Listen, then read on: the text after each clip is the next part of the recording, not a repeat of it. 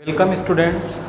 पिछली क्लास में हम पढ़ रहे थे एक्टिव एंड पैसिव वॉइस के बारे में और एक्टिव और पैसिव वॉइस को हम अच्छे से पढ़ चुके थे प्रेजेंट टेंस के अंदर और पास्ट टेंस के अंदर। आज हम पढ़ेंगे जो कि फ्यूचर टेंस जो भी टेंस शो करते हैं, जिस भी चेंजेस में पैसिव बनता है वो हम देखेंगे। लेकिन फ्यूचर का जो कंटिन्यूस टेंस है और परफेक्ट कंटिन्यूस टेंस है, ये कभी भी पैसिव फॉर्म को शो नहीं करते हैं।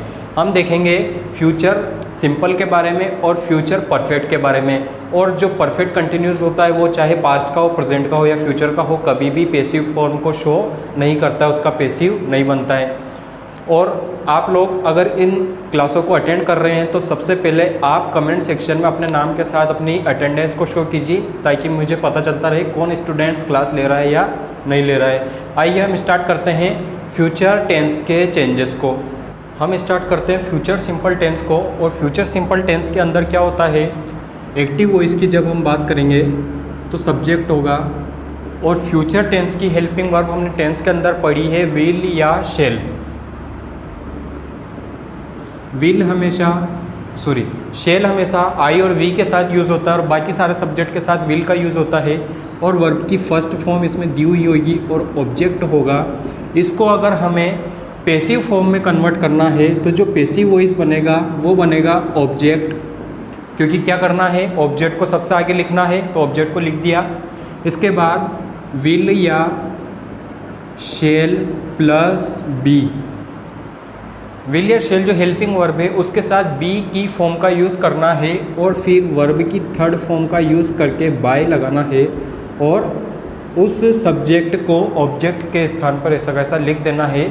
यही कहलाता है फ्यूचर सिंपल टेंस का टेंस चेंजेस। आइए इसके एग्जांपल को हम देखते हैं। फर्स्ट एग्जांपल लिखा हुआ है वी, ये सब्जेक्ट है, हेल्पिंग वर्ब है, मेन वर्ब है और ऑब्जेक्ट दिया हुआ है। तो हमें क्या करना है, उस ऑब्जेक्ट को आगे आगे लिखना है।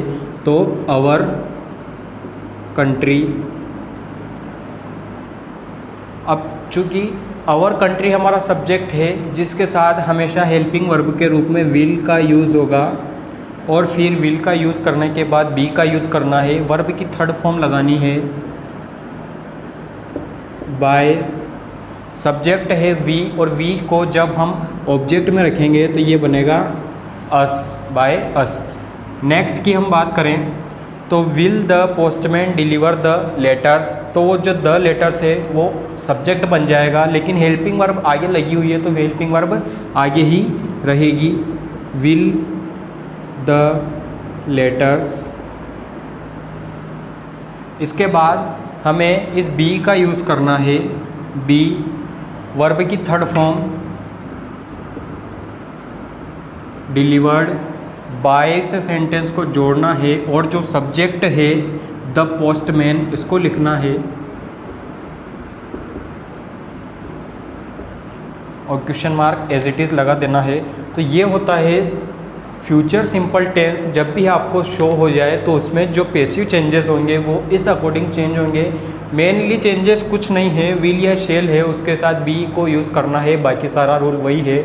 वर्ब की थर्ड फॉर्म लगानी है, बाय का यूज़ करना है और हमें आंसर निकालना है। ठीक है, अब हम पढ़ते हैं फ्यूचर परफेक्ट टेंस के बारे में।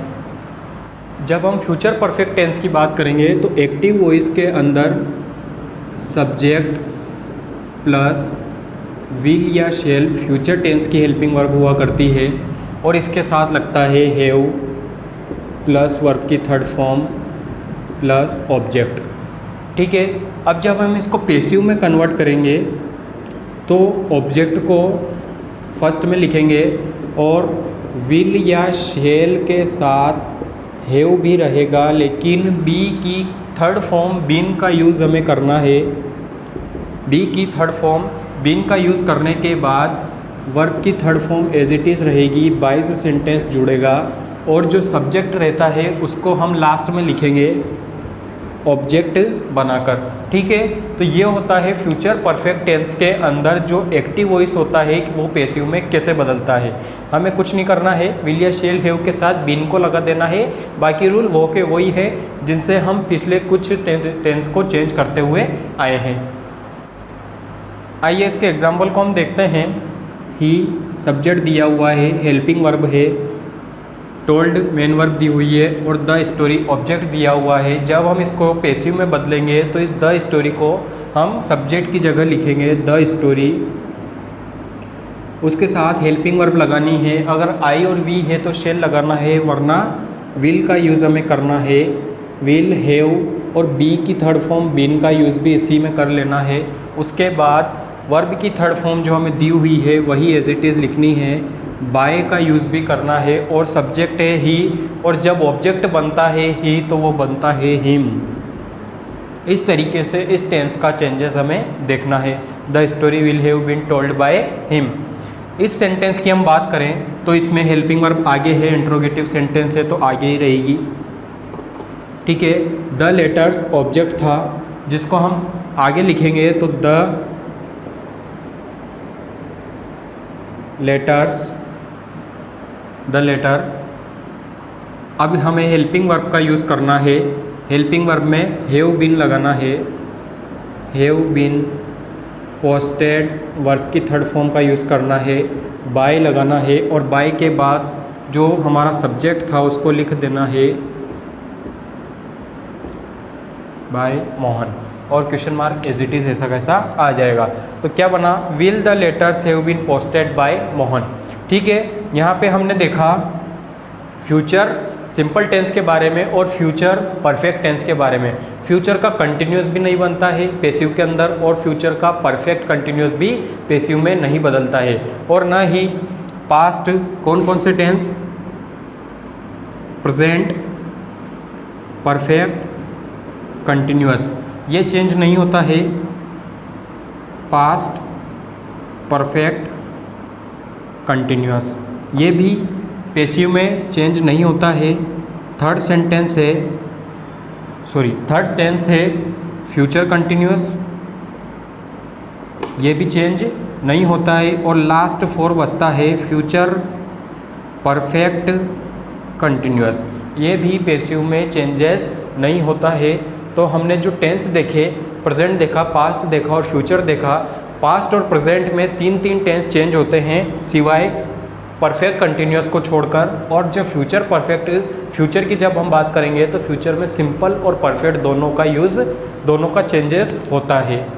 अगले की हम बात करें तो टेंस हमारे ख़त्म हो चुके हैं, लेकिन जो मॉडल्स से सेंटेंस बनता है उसकी हम बात करें तो इसका एक्टिव वॉइस होगा सब्जेक्ट प्लस कोई भी मॉडल दिया हुआ हो सकता है, can, could, may, might, should, plus verb की फर्स्ट फॉर्म दी हुई हो सकती है और ऑब्जेक्ट होगा।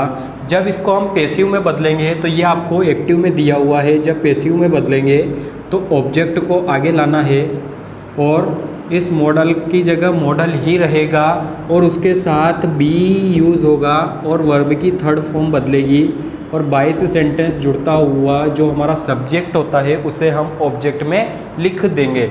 तो इस तरीके से मॉडल वाले सेंटेंस को भी चेंज किया जा सकता है। मॉडल के साथ बी का यूज़ हो जाता है और वर्ब की थर्ड फॉर्म बदल जाती है। इस तरीके से मॉडल वाले सेंटेंस को हम एक्टिव से पैसिव में बदलते हैं। अब इसके एग्जाम्पल को हम देख लेते हैं। इन सेंटेंस की बात करें जिसमें क्या लगा हुआ है, शुड लगा हुआ है, कैन लगा हुआ है, ये क्या होते हैं, मॉडल होते हैं और मॉडल से जो सेंटेंस बनते हैं इनका पैसिव हमें बनाना है। तो इसके अंदर भी वही रूल काम करते हैं। सब्जेक्ट दिया हुआ है, मॉडल दिया हुआ है, वर्ब दी हुई है, ऑब्जेक्ट दिया हुआ है, तो हम इसे चेंजेस करेंगे तो जो इट ऑब्जेक्ट है इट आगे आ जाएगा। मॉडल दिया हुआ है शुड, उसे लिखना है और मॉडल के बाद बी का यूज़ कर लेना है। वर्ब की थर्ड फॉर्म हमें बनानी है प्रेड, फॉर और बाय से सेंटेंस को जोड़कर जो दे हमारा सब्जेक्ट था और दे जब ऑब्जेक्ट बनता है तो वो बनता है देम। ठीक है, इस तरीके से इसमें चेंजेस करने हैं। ये सब्जेक्ट दिया हुआ है, ये मॉडल है, ये वर्ब है और ये ऑब्जेक्ट है। जब इसको बदलोगे तो द प्राइस को फर्स्ट में लिखना है सब्जेक्ट के लिए, the price can be won, verb की थर्ड फॉर्म वॉन, बाय जो सब्जेक्ट है उसका नाम हमें लिख देना है। इस तरीके से जो मॉडल्स वाले सेंटेंस होते हैं वो भी पैसिव में चेंजेस हो जाते हैं। ठीक है, अब हम यहाँ पर टेंस को देख चुके हैं और टेंस के बाद सारे वर्ब जो मॉडल वर्ब हैं उनको भी देख चुके हैं। इनकी जगह कोई भी मॉडल वर्ब आ जाए आपको क्या करना है, बी का यूज़ कर लेना है, वर्ब की थर्ड फॉर्म लगा देनी है, बाकी रूल एज इट इज़ है।